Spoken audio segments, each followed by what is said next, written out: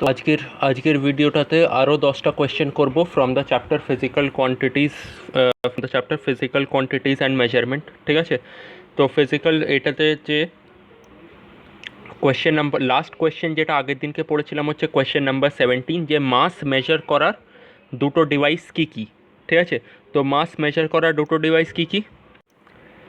মাস measure করার প্রথম device হচ্ছে বিম ব্যালেন্স হচ্ছে কি, যেটা সবজিওয়ালাদের কাছে থাকে। ঠিক আছে, এই দু সাইডে দুখানা প্লেট লাগানো থাকে, একটাতে আমরা ভেজিটেবলস যেগুলো কিনছি সেইগুলো থাকে, আর আরেকটাতে ওয়েটস থাকে, হ্যাঁ কি না?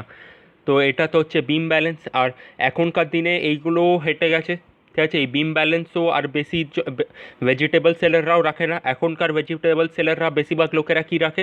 ইলেকট্রনিক ব্যালেন্স রাখে। ইলেকট্রনিক ব্যালেন্স কি, একটা মেশিন টাইপের হয়।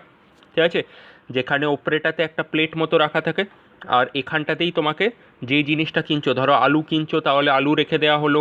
ঠিক আছে, বা অন্য কিছু কিনছো তো অন্য কিছু রেখে দেওয়া হলো, আর এখানে একটা ডিজিটাল মিটার থাকে যেটা দেখাবে যে ওটা 62 কেজি না 72 কেজি না যতই ওয়েট হোক।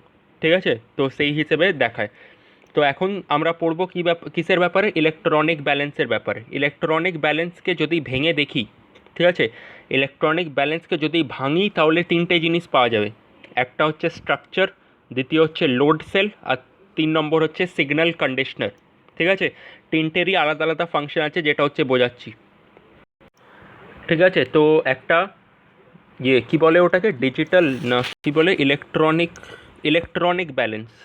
ঠিক আছে, একটা ইলেকট্রনিক ব্যালেন্সকে যদি ভেঙে দেখি তাহলে তিনখানা জিনিস বেরোবে। ঠিক আছে, প্রথমটা হচ্ছে কি, প্রথমটাকে বলা হবে হচ্ছে স্ট্রাকচার।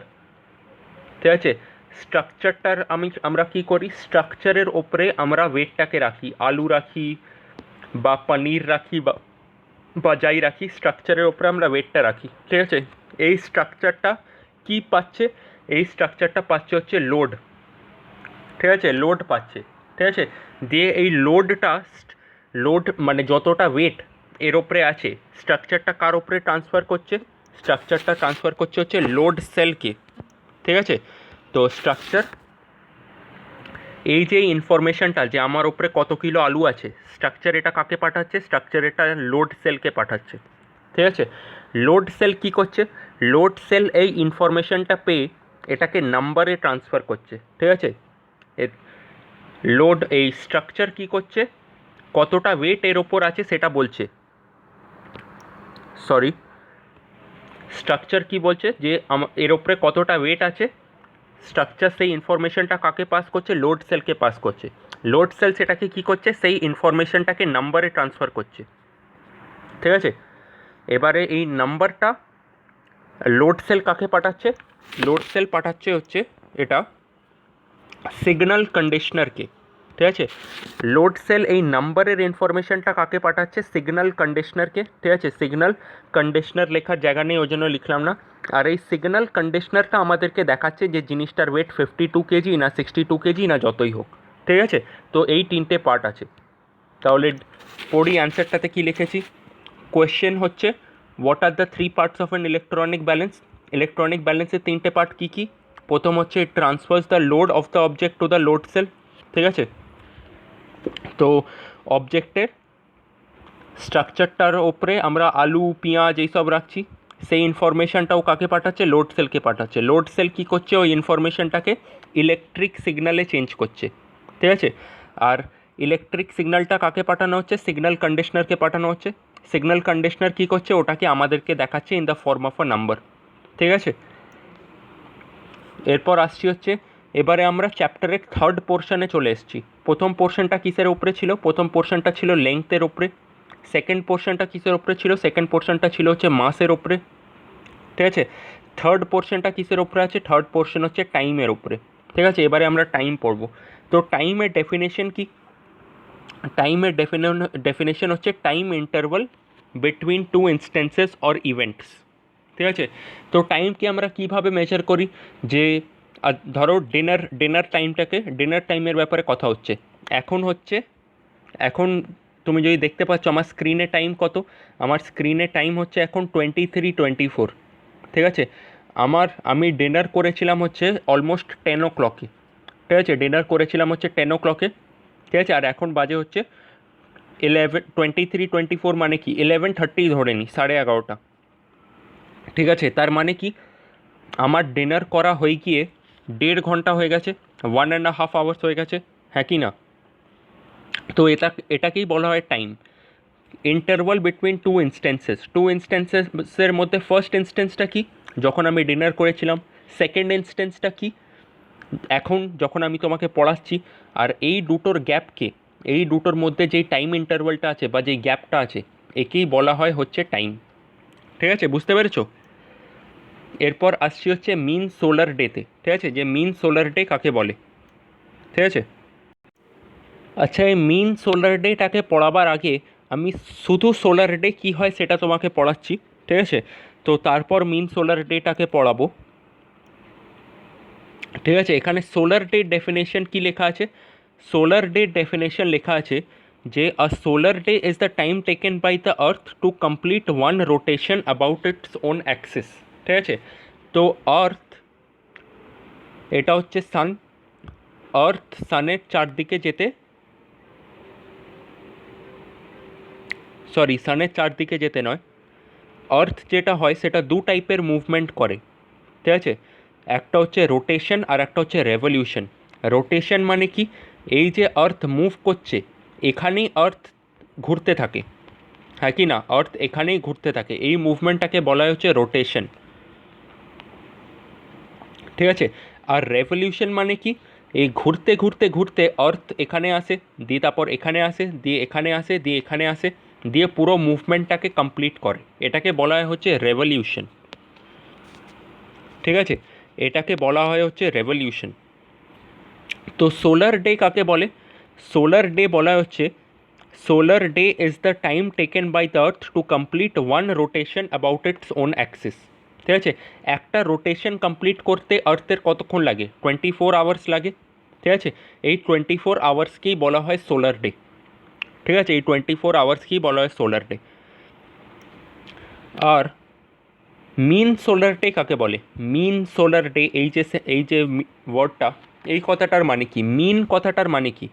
মিন কথাটার মানে হচ্ছে অ্যাভারেজ, ঠিক আছে। আর্থ কতবার রোটেশন করে? এই 24 আওয়ার্সের রোটেশন আর্থ 365 বার করে, হ্যাঁ কি না? তো আমি করে দিলাম 365 ইন্টু 24, ঠিক আছে। আর অ্যাভারেজ বের করার জন্য আমরা কি করি? আমরা টোটাল নাম্বার অফ স্টুডেন্টস বা টোটাল নাম্বার অফ ডেজ বা টোটাল নাম্বার যেটা হয় সেটা দিয়ে আমরা ডিভাইড করি, ঠিক আছে।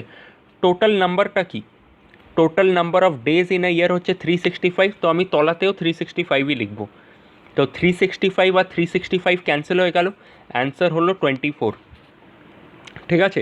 তো এই কনসেপ্টটা ইনকেস তুমি বুঝতে পারোনি তাহলে আমাকে আরেকবার মেসেজ করো, আমি আরেকবার বুঝিয়ে দেবো, বা এতক্ষণ ধরে যেটা বোঝালাম সেটাকেই আবার ইয়ে করো, ঠিক আছে, সেটাকেই ভিডিওটাকে আবার রিপ্লে করো, ঠিক আছে। দেখো, ইনকেস যদি তাও না বুঝতে পারো তাহলে আমি আবার বুঝিয়ে দেবো, আমাকে জাস্ট মেসেজ করে দেবে।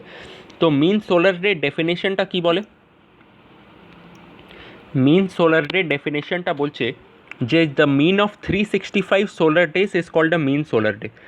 মিন অফ 365 সোলার ডেজ মানে কি? 365 ইন্টু 24, হ্যাঁ কি না, ডিভাইডেড বাই 365, ঠিক আছে।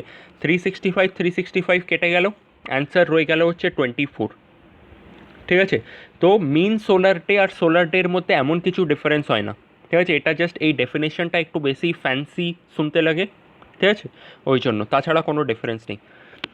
এবারে এসআই ইউনিট অফ টাইম কী হয়? যেটা এমন একটা ইউনিট যেটা world wide accepted time related, সেটা হচ্ছে সেকেন্ডস, ঠিক আছে।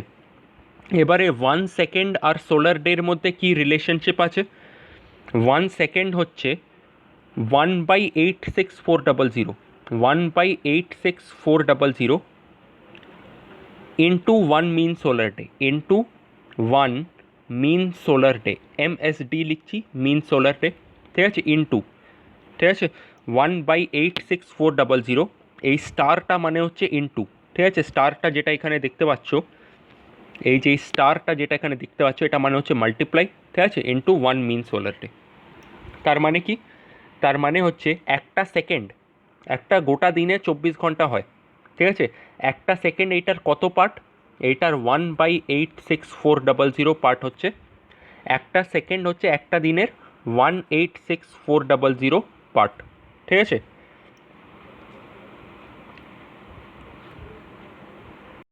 এবারে সেকেন্ডের একটা ইজি ডেফিনেশন কি? ইজি ডেফিনেশন হচ্ছে, what is second? 1 second is the time interval between two consecutive ticks that we hear from a pendulum wall clock। ঠিক আছে, তো এই ডেফিনেশনটা কি বলছে, যে আমরা যদি একটা ঘড়িকে ঠিকভাবে শুনি, ঠিক আছে, একটা ঘড়ির সেকেন্ডসের যেই আর্মটা আছে সেটা যখন টিক টিক টিক টিক করে, ঠিক আছে, তো এই যে টিক টিক, ঠিক আছে, এই যে দুটো সাউন্ড বানালো, এই দুটো সাউন্ডের মাঝখানে যেই টাইমটা পাস করলো সেটা হচ্ছে 1 সেকেন্ড।